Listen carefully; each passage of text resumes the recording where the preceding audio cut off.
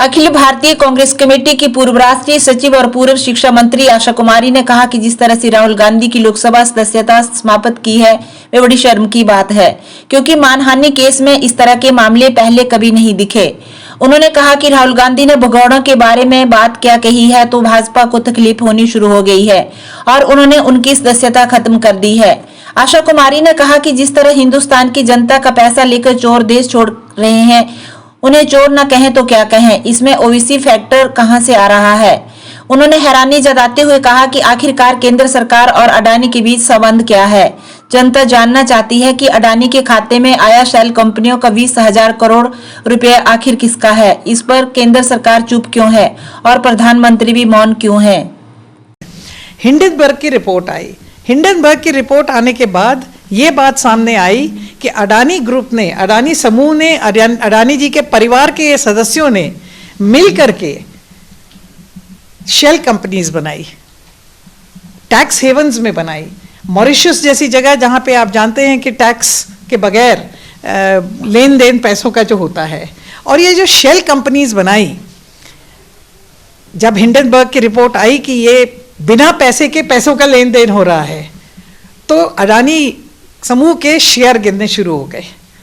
और जब ये शेयर गिरे तो निश्चित तौर से हाहाकार तो मचना ही था। उसका कारण ये भी था कि ये पता चला कि एसबीआई में अडानी के शेयर्स, मतलब अडानी का पैसा लगा हुआ है, यूटीआई में लगा हुआ है, एलआईसी में लगा हुआ है, या वहाँ से ले करके उन्होंने आगे लगाया हुआ है। तो वो पैसा किसका है? वो आम जनता का पैसा है। आम जनता जो है वो इन्वेस्ट करती है। आपको याद होगा बड़े वर्षों पहले एक हर्षद मेहता का स्कैम हुआ था। जो पुराने लोग हैं वो उसको याद रखेंगे, मतलब याद ही होगा, और जो नए हैं उसका रिसर्च कर सकते हैं कि हर्षद मेहता का एक स्कैम हुआ था। और उस समय भी ये फ्रॉड लेन देन की बात सामने आई थी। तब कांग्रेस पार्टी की सरकार थी और तब सेबी को, जो कि स्टॉक एक्सचेंज एंड ब्रोकर्स उसको देखती है, सेबी जो संस्था है, उसको पूरी तरह से स्ट्रेंथन किया गया था, ताकि अगर इस तरह के लोगों का पैसा लेकर के कोई फ्रॉड करने की कोशिश करे तो ये ना हो। सेबी का काम है रेगुलेशन करना। और अभी सिमिलर टाइप ऑफ केस ये जो है अडानी जी का है। हिंडनबर्ग के बारे में ये कहते हैं कि फलानी कंपनी का क्या होता है। अभी हिंडनबर्ग ने कुछ दिन पहले अमेरिका की कंपनी का भी किया। और अमेरिका की कौन सी कंपनी है वो उसके मालिक वो थे जैक डॉर्से, जो कि ट्विटर के फाउंडर हैं। और उस कंपनी का शेयर भी जो है $10,000 मिलियन जो है गिर गया। तो अगर आप हेरा फेरी करेंगे तो हेरा फेरी करने के बाद में सेबी जो बनाई गई है वो इसको देखभाल के लिए बनाई गई है और वो अपना काम नहीं कर रही है।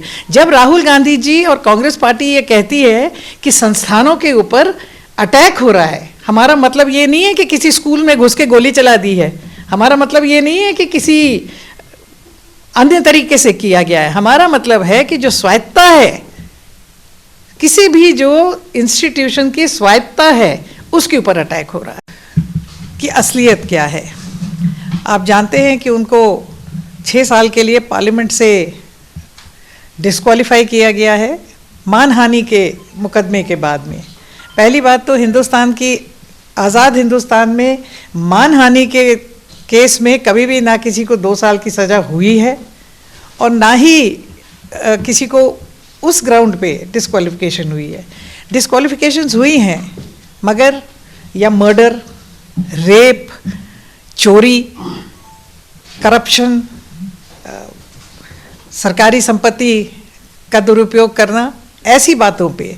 तो ये एक अपने आप में इसकी क्रोनोलॉजी आपको पता ही है, मैं उस पर ज़्यादा नहीं जाना चाहती क्योंकि वो एक लीगल मैटर है। और लीगल मैटर में हमारा ये कहना है कि लीगल मैटर लीगल कोर्स लेगा, वो एक अलग बात है। मगर कांग्रेस पार्टी जो असली बात है, जो मुद्दा है, वो लोगों तक पहुंचाना चाहती है। जो कांग्रेस पार्टी और राहुल गांधी जी ने जो मुद्दा उठाया है, पहली बात पार्लियामेंट की अगर हम बात करें कि पार्लियामेंट में अगर आप देखेंगे कि राहुल गांधी जी विदेश से आए और उन्होंने, जब वो विदेश में थे, उनके द्वारा कुछ जो लंदन में कहा गया उसके बारे में गलत तरीके से पार्लियामेंट में कुछ बात पेश की गई, कुछ मंत्रियों द्वारा भी, कुछ भारतीय जनता पार्टी के सांसदों द्वारा भी। राहुल गांधी जी ने आकर के जो उनका हक है, अगर आप रूल्स देखेंगे, नियम देखेंगे पार्लियामेंट के, लोकसभा के, राज्यसभा के, हमारी अपनी विधानसभा के, अगर विधानसभा में, लोकसभा में, राज्यसभा में किसी भी मेंबर का, किसी भी सदस्य का बाय नेम लेकर के कोई बात उठाई जाती है किसी अन्य सदस्य द्वारा, तो ये नियमों में प्रावधान है कि उस सदस्य को अपना पक्ष रखने का मौका देना अनिवार्य है। तो राहुल गांधी जी ने जब ये चिट्ठी लिखी कि मुझे पार्लियामेंट में अपनी बात रखने दी जाए, तो उन्हें जवाब नहीं आया। दूसरी बात, जब उन्होंने चिट्ठी लिखी तो उनको माननीय अध्यक्ष लोकसभा ने अपने चेंबर में बुलाया और कहा आप चाय पीजिए, मगर अंदर बोलने के लिए उन्होंने उनको समय नहीं दिया।